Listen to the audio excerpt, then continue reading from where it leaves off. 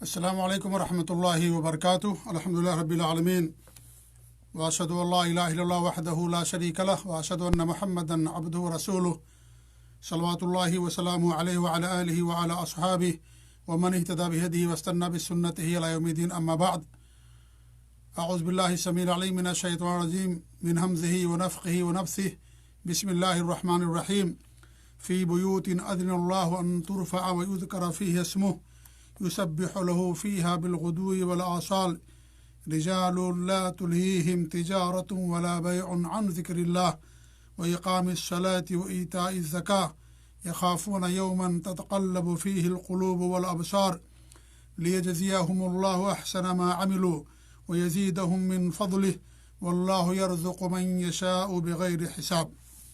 معزز ناظرین، سورۃ النور کی تفسیر اللہ کے فضل و کرم سے لگاتار ہر منگل آپ کے سامنے کی جاتی ہے۔ اسی مناسبت سے آج بھی سورۃ النور کی 3 آیتوں کی تلاوت کی گئی ہے، 36 سے لے کر کے 38 تک۔ انشاءاللہ آج کے درس میں انہی آیات کی مختصر طور پر ہم تفسیر جاننے کی کوشش کریں گے۔ اللہ رب العالمین ہمیں قرآن کی تفسیر کا علم دے، دین کی فقہ اور سمجھ عطا فرمائے، اور اس کے مطابق اللہ تعالی ہم سب کو زندگی گزارنے کی توفیق دے، آمین رب العالمین۔ معزز ناظرین و سامعین، اس سے پہلے کی آیتوں میں اللہ رب العالمین نے مومن کے دل اور اس دل کے اندر جو اللہ کی طرف سے نور ہے، جو ایمان اور ہدایت ہے، اس کی مثال اللہ رب العالمین نے ایسے چراغ سے تشبیہ دی تھی جو چراغ شیشے کی قندیل میں ہو اور صاف و شفاف ہو، اور وہ قندیل بہت ہی صاف شفاف تیل سے روشن ہو۔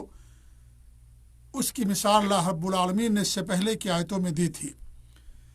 اب ان قندیلوں کا محل اللہ رب العالمین بیان کر رہا ہے کہ وہ قندیلیں کہاں ہوتی ہیں، یعنی وہ کن جگہوں پر روشن ہوتی ہیں، اور ایک مومن کا دل کہاں اٹکا رہتا ہے اور ایک مومن کا دل کہاں لگا رہتا ہے۔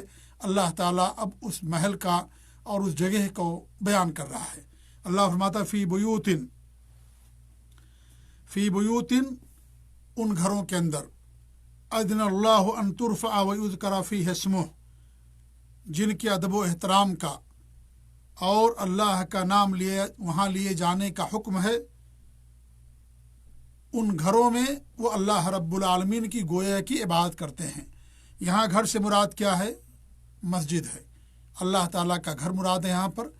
جن گھروں میں ایک بندے مومن اللہ کی تسبیح کے لیے، قرآن کی تلاوت کے لیے، نماز کی ادائیگی کے لیے جاتا ہے، ان گھروں کے اندر جا کر کے اللہ رب العالمین کی بات کرتا ہے۔ تو یہاں پر بیوت یہ بیت کی جمع ہے، اس سے مراد اللہ رب العالمین کا گھر۔ اذن اللہ ان ترفع، اللہ رب العالمین نے حکم دیا ہے، اللہ تعالیٰ کا حکم ہے کہ گھروں کو، اللہ کے گھروں کو بلند کیا جائے۔ یہاں بلند کرنے سے مراد یہ ہے کہ اس کی تعمیر کی جائے۔ بہت سارے معنی اس کے اندر داخل ہیں، انہی میں سے ایک یہ ہے کہ مسجدوں کی تعمیر کرنا، اور مسجدوں کی تعمیر بہت بڑی فضیلت کا عمل ہے۔ اللہ کے رسول صلی اللہ علیہ وسلم کی حدیث ہے کہ جو اللہ کے لیے گھر بناتا ہے، اللہ رب العالمین جنت میں اس کے لیے محل بناتا ہے۔ یہاں تک کہ اگر کوئی ایک چھوٹے سے پرندے کے گھونسلے کے برابر بھی اللہ کے لیے گھر دنیا کے اندر تعمیر کرتا ہے، تو اللہ رب العالمین اس کے لیے جنت کے اندر گھر اور محل تعمیر کرتا ہے۔ اللہ کی رضا کے لیے، اللہ کی خوشنودی کے لیے اگر وہ ایسا کرتا ہے تو اللہ رب العالمین دنیا میں جنت گھر اور محل کے بدلے آخرت میں اللہ رب العالمین جنت کے اندر اسے محل دیتا ہے۔ کتنی بڑی خوش نصیبی اور سعادت کی بات ہے۔ تو اللہ کی مسجد کی تعمیر کرنا چاہیے۔ جن کو اللہ نے مال دیا ہے، پیسہ دیا ہے، انہیں بڑھ چڑھ کر کے اس کام کے اندر آگے آنا چاہیے اور مساجد کی تعمیر کرنی چاہیے۔ اللہ تعالیٰ کے ارشاد ہے انما یعمر مساجد اللہ من آمن باللہ والیوم الآخر، مسجدوں کو تعمیر کرتے ہیں جو اللہ پر ایمان رکھتے ہیں اور یوم آخرت پر ایمان رکھتے ہیں۔ وہ اقام الصلاۃ، اور نماز قائم کرتے ہیں، وہ آت الزکاۃ، اور زکوٰۃ دیتے ہیں، ولم یخش الا اللہ، اور اللہ کے علاوہ کسی اور سے نہیں ڈرتے، فعسى اولئک ان یکونوا من المہتدین، قریب ہے کہ لوگ ہدایت یافتہ لوگوں میں سے ہوں گے۔ یہ سورہ توبہ کی آیت نمبر 18 ہے۔ اس آیت میں اللہ نے بیان فرمایا کہ مسجدوں کی تعمیر کون کرتا ہے؟ جو اللہ پر ایمان رکھتا ہے، یوم آخرت پر ایمان رکھتا ہے، اور نماز قائم کرتا ہے، زکوٰۃ دیتا ہے، اللہ تعالیٰ کے علاوہ کسی اور سے نہیں ڈرتا ہے۔ ایسے لوگ مسجدوں کی تعمیر کرتے ہیں، مسجدوں کو آباد کرتے ہیں۔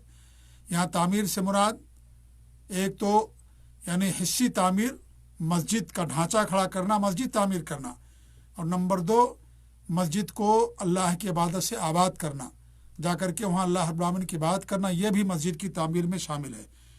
تو اللہ فرماتا ہے کہ ایسے گھروں میں جن میں اللہ تعالیٰ کا حکم ہے کہ ان کو ان کا ادب اور احترام کیا جائے، ان کو بلند کیا جائے، تو ایک تو بلند کرنے میں مسجد کی تعمیر شامل ہے، نمبر 2 مسجدوں کا ادب اور احترام کرنا، یہ بھی اس کے اندر شامل ہے۔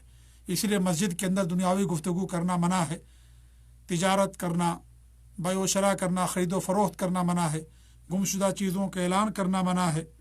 ان تمام چیزوں سے منع کر دیا گیا، کیونکہ وہ گھر اللہ تعالیٰ کی عبادت کے لیے بنائے جاتے ہیں، لہذا وہاں صرف اللہ تعالیٰ کی عبادت ہونی چاہیے۔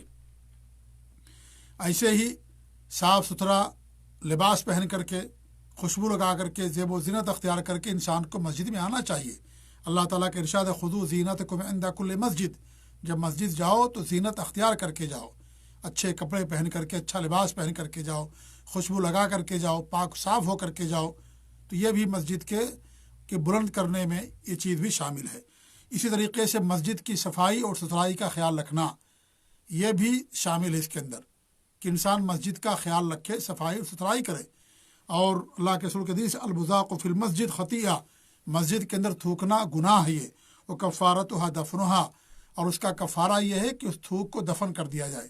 یہ بخاری اور مسلم کی روایت ہے۔ دفن کا مطلب یہ ہے کہ اگر ایسی یعنی زمین ہے اور پختہ زمین نہیں ہے، تو اگر کسی نے تھوک دیا ہے تو زمین کو کھود کر کے زمین کے اندر اس کو یعنی زمین میں ملا دیا جائے، زمین کے اندر اسے کر دیا جائے، تاکہ لوگوں کو گھن محسوس نہ ہو۔ جی ہاں، لیکن آج کل مسجدیں پختہ ہوتی ہیں اور قالین بھی بچھے ہوتے ہیں، تو یہاں پر مراد یہ ہے کہ اگر یعنی انسان وہاں پر نہ تھکے، اور اگر کوئی تھوک بھی دیتا ہے تو اس کو چاہیے کہ اس کو باقاعدہ ٹیسو سے یا کپڑے سے یا کسی بھی چیز سے اس کو لے کر کے باہر پھینک دے، یہی اس کا کفارہ ہے۔ تو یہ بھی مسجد کو بلند کرنے میں، مسجد کے ادب و احترام میں یہ چیز بھی شامل ہے۔ ایسے ہی اور حدیث بڑی مشہور ہے کہ ایک آدمی یا ایک عورت اللہ کے رسول صلی اللہ علیہ وسلم کی مسجد کی صفائی کیا کرتی تھی، اور جب اس کی وفات ہو گئی تو لوگوں نے دفن کر دیا۔ تو کئی دنوں تک جب ہمارے نبی نے نہیں دیکھا تو پوچھا کہ عورت کہاں ہے، تو کہا گیا کہ عورت تو وفات پا گئی۔ تو آپ نے کہا مجھے کیوں نہیں بتایا؟ پھر آپ نے لوگوں سے کہا کہ مجھے اس کی قبر بتاؤ۔ آپ اس کی قبر پر تشریف لے گئے اور وہاں جا کر کے جنازے کی نماز پڑھی، اس کے لیے آپ نے دعا کی۔ آپ دیکھیں، صحیح بخاری کی حدیث، آپ دیکھیں کہ کس قدر مقام ہے مسجد کی صفائی اور ستھرائی کرنے والوں کا اللہ تعالیٰ کے نزدیک، نبی کے نزدیک، کہ آپ نے باقاعدہ اس عورت کا حال پوچھا اور جا کر کے اس کے لیے جنازے کی نماز پڑھی، اس کے لیے آپ نے دعا فرمائی۔ ایسے ہی مسجد جب انسان آئے تو کچی پیاز، کچا لہسن یا مولی وغیرہ کھا کر کے نہ آئے، کیونکہ اس سے بدبو آتی ہے، اس سے بدبو آتی ہے۔ تو مسجد کے آداب میں اور مسجد کے ادب و احترام کے اندر یہ ساری چیزیں داخل ہیں۔ جب انسان مسجد میں داخل ہو تو پہلے دایاں پاؤں داخل کرے، دعا پڑھ کر کے داخل ہو، بسم اللہ والصلاۃ والسلام علی رسول اللہ، اللہم افتح لی ابواب رحمتک، اور تحیۃ المسجد پڑھنے کے بعد بیٹھے، اور اگر جماعت قائم ہو چکی ہے جماعت کے اندر شامل ہو جائے، چاہے فجر ہی کی نماز کیوں نہ ہو۔ فجر کی نماز کی جماعت قائم ہے اور کوئی آدمی مسجد میں آتا ہے تو اس کو چاہیے کہ جماعت میں قائم ہو جائے۔ جماعت کھڑی ہونے کے بعد فجر کی سنت پڑھنا قطعاً جائز نہیں ہے، ہمارے نبی صلی اللہ علیہ وسلم نے اس سے منع فرمایا۔ تو یہ بھی مسجد کے آداب میں سے کہ انسان 2 رکعت پڑھے بغیر نہ بیٹھے، الا یہ کہ اگر جماعت قائم ہے تو جماعت میں شامل ہو جائے گا۔ اس طریقے سے جب مسجد سے نکلے تو پہلے بایاں قدم باہر نکالے اور یہ دعا پڑھے، بسم اللہ والصلاۃ والسلام علی رسول اللہ، اللہم انی اسألک من فضلک۔ مسجد کی اہمیت کا اندازہ آپ اس بات سے لگا سکتے ہیں کہ جس کے انسان کا دل مسجد سے لگا رہتا ہے، اللہ رب العالمین قیامت کے دن اسے اپنے عرش کے سائے میں جگہ دے گا۔ وہ 7 لوگ جن کے بارے میں ہمارے نبی نے فرمایا کہ جس دن کسی کا کوئی سایہ نہیں ہوگا، اس دن اللہ رب العالمین اپنے عرش کے سائے میں ان لوگوں کو جگہ دے گا۔ ان میں سے ایک آدمی وہ ہوگا کہ رجل قلبہ معلق بالمساجد، ایک ایسا آدمی جس کا دل مسجدوں سے لگا رہے گا۔ تو ایسے آدمی کو بھی اللہ رب العالمین قیامت کے دن اپنے عرش کے سائے میں جگہ دے گا۔ क्योंकि मस्जिदें सबसे महबूब जगह हैं। अल्लाह के रसूल सल्लल्लाहु अलैहि वसल्लम फरमाते हैं अहब्बुल बिलाद इलल्लाह मसाजिदुहा, अल्लाह ताला के नज़दीक सबसे महबूब जगहें कौन सी हैं? मस्जिदें हैं। व अबग़ुदुल बिलाद इलल्लाहि अस्वाक़ुहा, और सबसे मबगूज़ जगहें बाज़ार हैं। ये सही मुस्लिम की रवायत है। इस तरीके से मस्जिद में जो आता है और मस्जिद में दर्स सुनता है और कुरान की तिलावत करता है, तो ऐसे लोगों को अल्लाह ताला के जो फरिश्ते हैं वो ढांप लेते हैं। अल्लाह के रसूल की हदीस है मज्तमा कौमुन फ़ी बैति मिन बुयूतिल्लाह, कि जो कौम भी अल्लाह के घरों में से किसी घर में इकट्ठा होती है, यतलूना किताब अल्लाह, अल्लाह ताला की किताब की तिलावत करते हैं वो यतदारसूना बैनहुम, और आपस में पढ़ते हैं, इल्ला हफ़्फ़तहुमुल मलाइका, तो फरिश्ते उनको घेर लेते हैं। वो गशियतहुमुर रहमा, और रहमत उन्हें ढांप लेती है। वो नज़लत अलैहिमुस सकीना, और उन पर सुकून और इत्मीनान नाजिल होता है। व ज़करहुमुल्लाहु फ़ी मन इंदहु, और ऐसे लोगों का जिक्र अल्लाह रब्बुल आलमीन अपने जो लोग अल्लाह के जो पास जो लोग होते हैं उनके पास करता है। वमन बत्तअ बिही अमलु लम युस्रि बिही नस्बुहु, और जिसका अमल उसे ताख़ीर कर देगा उसका नसबनामा उसे जल्दी नहीं करेगा। यानी नसबनामे की बिना पर इंसान जन्नत के अंदर नहीं जाएगा। वो जाएगा तो अपने अमल की बदौलत, और वो अमल कौन सा? नेक अमल, साले अमल, वो अमल जिसका अल्लाह रब्बुल आलमीन ने हुक्म दिया है कि ईमान और अमल सालेह। तो इंसान के पास अमल सालेह है, क्योंकि अमल सालेह ईमान और अक़ीदे के बाद का नंबर है, और ये उसका नतीजा होता है अमल सालेह। इंसान के पास अगर ईमान है, अल्लाह पर ईमान, नबी पर ईमान, उम्मे आखिरत पर ईमान, तो ऐसा बंदा नेक अमल भी करता है। तो नेक अमल की बदौलत इंसान जन्नत का हकदार बनता है। नसबनामे की बिना पर इंसान जन्नत का हकदार नहीं होता है। इसे मुस्लिम की रवायत है। वह युज़करा फ़ीहि इस्मुहु, और उन मस्जिदों में, घरों में अल्लाह रब्बुल आलमीन का जिक्र किया जाता है, अल्लाह का नाम लिया जाता है। अल्लाह का नाम लेने में अल्लाह का जिक्र है, कुरान की तिलावत है, तौहीद का जिक्र है, दीन का जिक्र है, इस्लाम का जिक्र है, दीनी बयानात हैं, सारी चीज़ें हैं। और सबसे बढ़ कर के क्या है? नमाज पढ़ना है, क्योंकि नमाज भी क्या है? ये भी अल्लाह ताला का जिक्र है। व अक़िमिस्सलात लिज़िक्री, मेरे ज़िक्र के लिए नमाज कायम करो। दीन का जिक्र, दीन का बयान, आखरत का बयान, और इस तरीके से यानी तौहीद का जिक्र, सुन्नत का जिक्र, ये तमाम चीज़ें वहाँ पर की जाती हैं, सब अल्लाह ताला के जिक्र में शामिल है। युसब्बिहु लहू फ़ीहा बिलग़ुदुव्वि वल आसाल रिजाल, उनमें यानी उन घरों के अंदर सुबह शाम अल्लाह की तस्बीह बयान करते हैं लोग, यानी जो मर्द होते हैं, लोग होते हैं, वहाँ पर सुबह शाम अल्लाह की तस्बीह बयान करते हैं। तस्बीह मतलब अल्लाह की पाकी बयान करना, अल्लाह की तंज़ीह व तक़दीस करना, अल्लाह की हम्द व सना बयान करना, ये तस्बीह। और इसमें नमाज बदर्जा औला शामिल है, क्योंकि नमाज में भी इंसान अल्लाह रब्बुल आलमीन की तस्बीह करता है।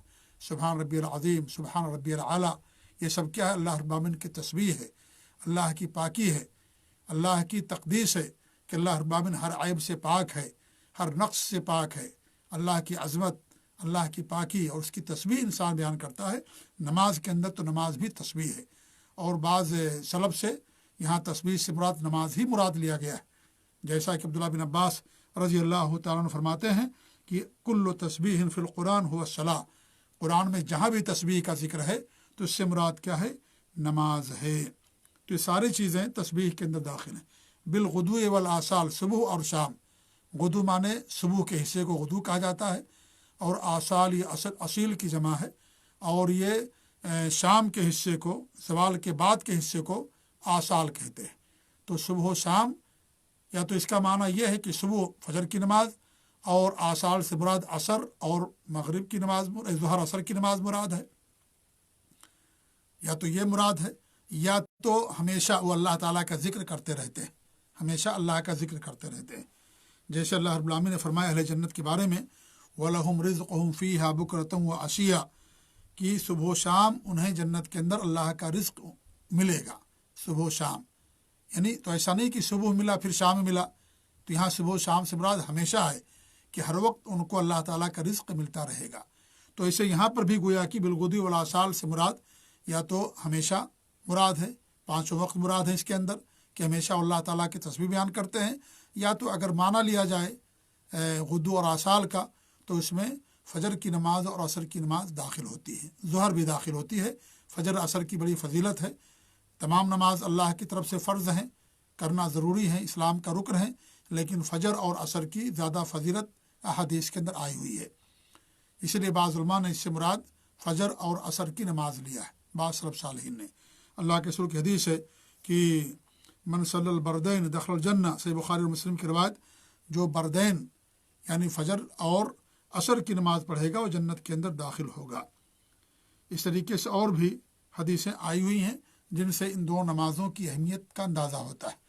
اللہ فرماتا ہے کہ وحافظ الصلوات والصلاۃ الوسطیٰ، نمازوں کی حفاظ کرو، نمازوں کی پابندی کرو، اور جو صلاۃ وسطیٰ ہے بطور خاص اس کی پابندی کرو۔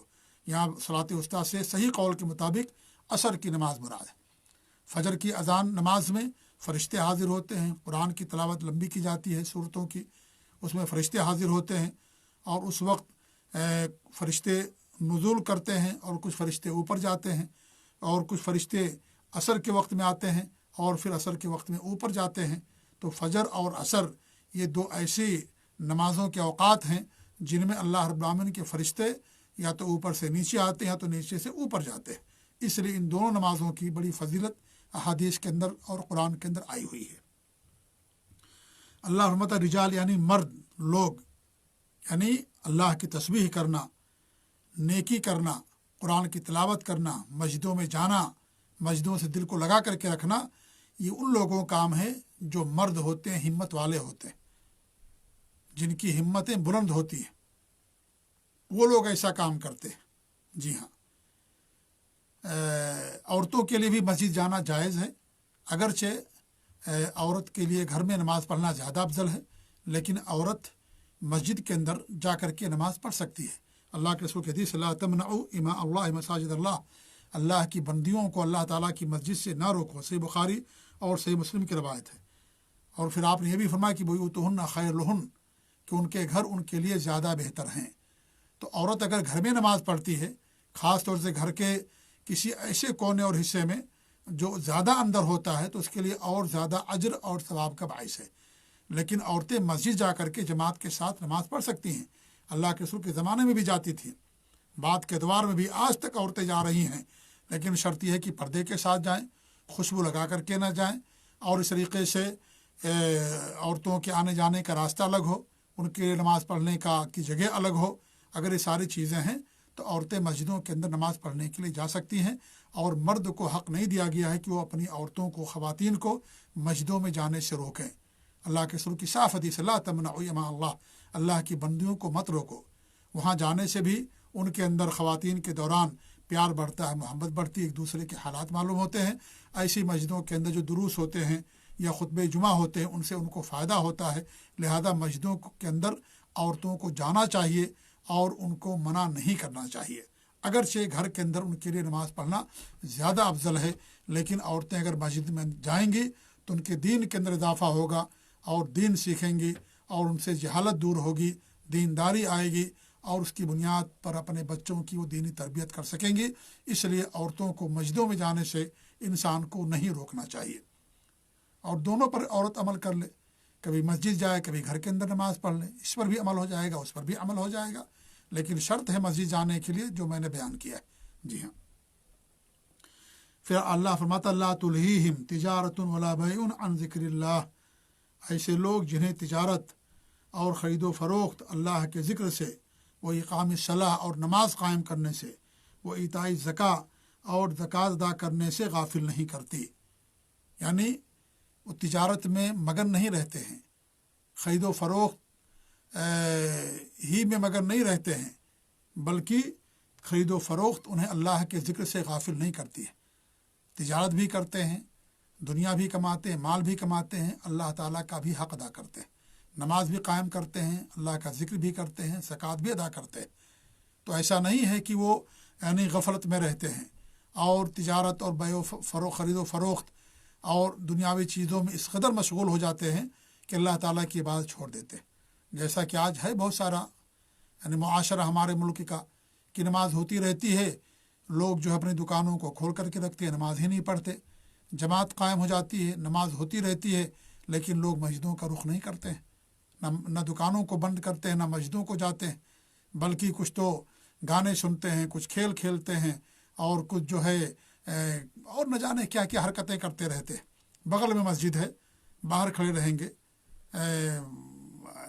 آپس میں گفتگو کریں گے، غیبت و چغلخوری کریں گے، گانے سنیں گے، سنائیں گے، ناجائز گفتگو کریں گے، لیکن اللہ کے ذکر کے لیے، نماز کے لیے مسجد نہیں جاتے۔ تو یہ مومن کی شان نہیں ہے، مومن کی پہچان نہیں ہے۔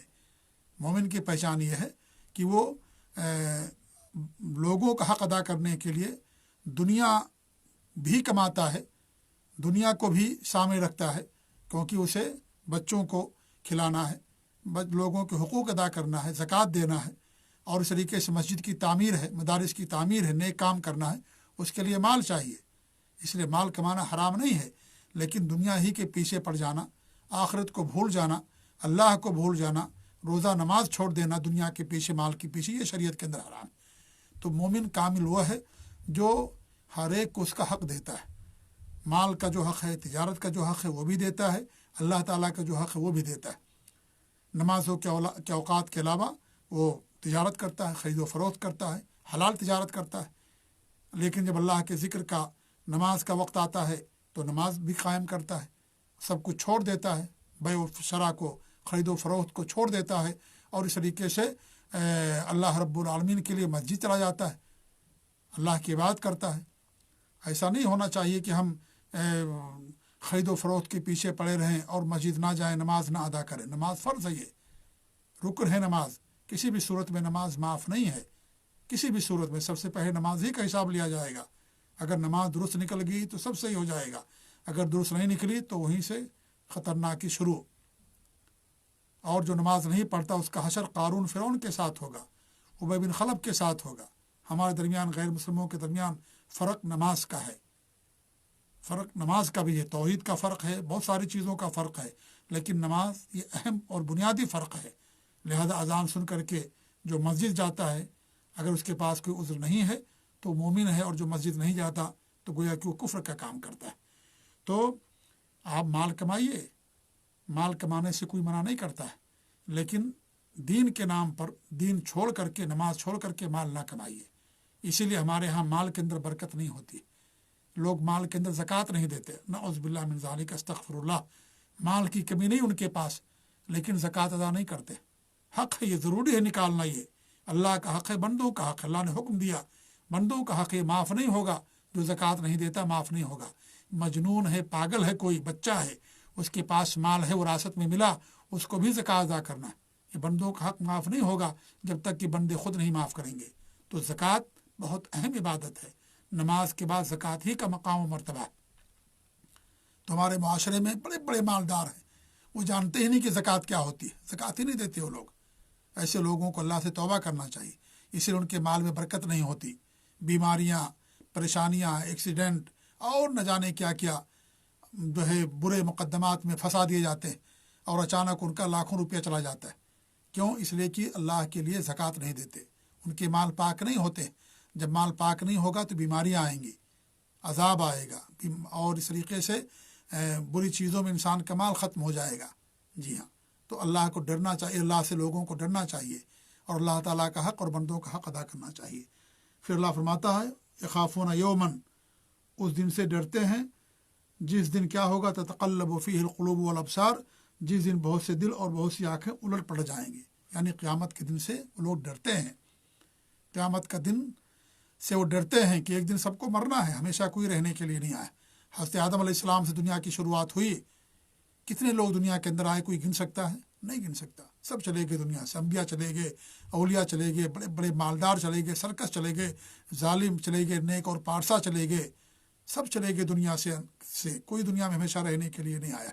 ہم دنیا میں ایک مسافر کے طریقے سے ہیں، جیسے ایک مسافر کسی اسٹیشن پر اترتا ہے تو تھوڑی دیر کے لیے اترتا ہے، ہمیشہ کے لیے نہیں اترتا، پھر دوسری ٹرین پکڑ کر کے پھر اپنے منزل کو چلا جاتا ہے۔ اس لیے کوئی ہمیشہ رہنے کے لیے نہیں آیا، تو ایک دن مرنا ہی مرنا ہے سب کو۔ اس دن سے ڈرتے ہیں لوگ، اس دن کی تیاری کرتے ہیں۔ موت آنے سے پہلے موت کی تیاری کرو۔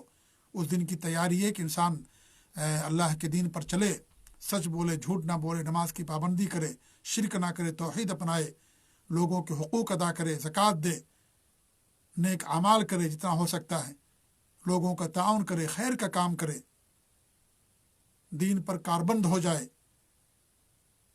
یہ تمام چیزیں اس دن کی تیاری کے لیے ہیں۔ تو انسان اس دن سے ڈرے جس دن سب کو ایک دن جانا ہے، سب کو اللہ کے سامنے حاضر ہونا ہے، سب کو دوبارہ اٹھایا جائے گا، قیامت قائم ہوگی، کوئی یہاں ہمیشہ رہنے کے لیے نہیں ہے، دنیا بھی ہمیشہ نہیں رہے گی، دنیا بھی ایک دن فنا ہو جائے گی، دنیا بھی ایک دن فنا ہو جائے گی اور سارے انسان دوبارہ زندہ اٹھائے جائیں گے۔ تو وہ لوگ ڈرتے ہیں اس دن سے، ہمیں بھی ڈرنا چاہیے، ہمیں بھی ڈرنا چاہیے۔ جو سرکش ہوتا ہے وہ نہیں ڈرتا ہے، جو مومن ہوتا ہے وہ ڈرتا ہے۔ اللہ کے رسول کے حدیث اتقوا النار ولو بشق تمرہ، جہنم کی آگ سے بچاؤ اپنے آپ کو، ڈرو اس سے، چاہے کھجور کی ایک آدھی گٹھلی ہی کیوں نہ ہو، یہ آدھی کھجور ہی کیوں نہ ہو، اسے اللہ کی راہ میں صدقہ کر کے اپنے آپ کو جہنم سے بچاؤ۔ تو اللہ تعالیٰ سے ڈرتے ہیں، اس دن سے ڈرتے ہیں، اور اس دن سے اللہ کے عذاب سے، انتقام سے، جہنم سے بچنے کے لیے تیاری کرتے ہیں، اللہ تعالیٰ کا تقوی اختیار کرتے ہیں اور صبر کرتے ہیں، نمازوں کی پابندی کرتے ہیں اور عمل صالح کرتے ہیں، اور دلوں کو حسد سے، بغض سے، کینہ سے، بدگمانی سے پاک رکھتے ہیں۔ ایسے لوگوں کے لیے اللہ رب العالمین نے جنت کا وعدہ کیا۔ صلہ رحمی کرتے ہیں، صدقات و خیرات کرتے ہیں، لوگوں کے حقوق ادا کرتے ہیں، اللہ تعالیٰ کا حق ادا کرتے ہیں، اور اپنے اعمال کو کفر سے، نفاق سے، ریاکاری سے، شرک سے بچاتے ہیں۔ ایسے لوگوں کے لیے اللہ رب العالمین نے جنت کا وعدہ کیا۔ لیجزیہم اللہ احسن ما عملوا، اس لیے ایسا کرتے ہیں تاکہ اللہ تعالیٰ انہیں ان کے اعمال کا بہترین بدلہ دے۔ وَيَزِيدَهُم مِّن فَضْلِهِ، اور اللہ رب العالمین اپنے فضل سے کچھ اور انہیں زیادہ دے دے، یعنی اللہ کا فضل ہے، اگر آپ ایک نیکی کریں گے تو اللہ رب العالمین اس کا 10 گنا زیادہ آپ کو دے گا، جیسا کہ اللہ رب العالمین کا ارشاد ہے من جاء بالحسنہ فلہ عشر امثالہا، جو ایک نیکی لے کر کے آئے گا اللہ رب العالمین اس کو 10 گنا دے گا، 10 گنا دے گا۔ تو اللہ رب العالمین بڑھاتا ہے، آپ ایک نیکی کریں گے اللہ تعالیٰ آپ کو 10 گنا اجر زیادہ دے گا، بلکہ اس سے بھی زیادہ اللہ رب العالمین نیتوں کے مطابق انسان کے اجر کے اندر اضافہ کرتا رہتا ہے۔ واللہ یضاعف لمن یشاء، جیسا اللہ فرماتا ہے کہ اللہ تعالیٰ جس کے لیے چاہتا ہے اور بڑھاتا ہے۔ تو انسان کی اگر نیت درست ہوتی ہے تو اللہ تعالیٰ اسے بے حساب اجر دیتا ہے، بے انتہا اجر اللہ تعالیٰ اسے نوازتا ہے۔ اللہ کے یہاں اجر کی کمی نہیں، خزانے میں کمی نہیں اللہ رب العالمین کے یہاں۔ اس لیے انسان کو اپنی نیت کے اندر خلوص پیدا کرنا چاہیے، اللہ کے لیے کوئی کام کرنا چاہیے، ریاکاری اور دکھاوے کے لیے نہیں، شہرت اور نمود کے لیے نہیں، بلکہ اللہ تعالیٰ سے ڈر کر کے انسان کو کام کرنا چاہیے۔ واللہ یرزق من یشاء بغیر حساب، اور اللہ تعالیٰ جسے چاہتا ہے بے شمار روزیاں دیتا ہے، بے انتہا روزی دیتا ہے۔ رزق اور روزی اللہ تعالیٰ کی نعمت ہے، صحت رزق ہے، آنکھ رزق ہے، مال و دولت رزق ہے، علم رزق ہے، عمل رزق ہے، جنت میں جانا بھی رزق ہے، جہنم سے بچ جانا بھی رزق ہے، ہدایت رزق ہے، سب رزق ہے اللہ کی طرف سے، یہ سب اللہ کی دی ہوئی نعمتیں ہیں۔ وہ سوچنے کی طاقت اور اس طریقے سے بولنے کی طاقت، مال و اولاد، منصب، دولت، اولاد، بیوی، اور اچھی تجارت، اچھا مال، اور اس طریقے سے اچھا پڑوسی، اور نیک اور صالح بیوی، نیک اولاد، عمل صالح، سب رزق ہے اللہ کی طرف سے، یہ سب اللہ کی دی ہوئی نعمت ہے۔ تو اللہ تعالیٰ جس کو چاہتا ہے بے حساب دیتا ہے، تو اللہ تعالیٰ ہی دینے والا ہے۔ اللہ سے ہم مانگیں، اللہ تعالیٰ کے خزانے میں کوئی کمی نہیں ہے، اللہ ہی رزاق ہے، اللہ ہی خیر بانٹنے والا، خیر دینے والا۔ تو یہ کچھ باتیں تھیں آج کے ان آیات کے حوالے سے جو آپ کے سامنے پیش کی گئی ہیں۔ اللہ تعالیٰ ہمیں ان آیات کے مطابق زندگی گزارنے کی توفیق دے، اللہ ہمیں نیک اور صالح بنائے، اللہ ہمیں جہنم سے بچائے، اللہ تعالیٰ ہم سب کو جنت الفردوس میں داخلہ نصیب کرے، آمین۔ وصلی اللہ علیہ محمد وعلیٰ آلہ وصحبہ اجمعین، وجزاکم اللہ خیر، والسلام علیکم ورحمۃ اللہ وبرکاتہ۔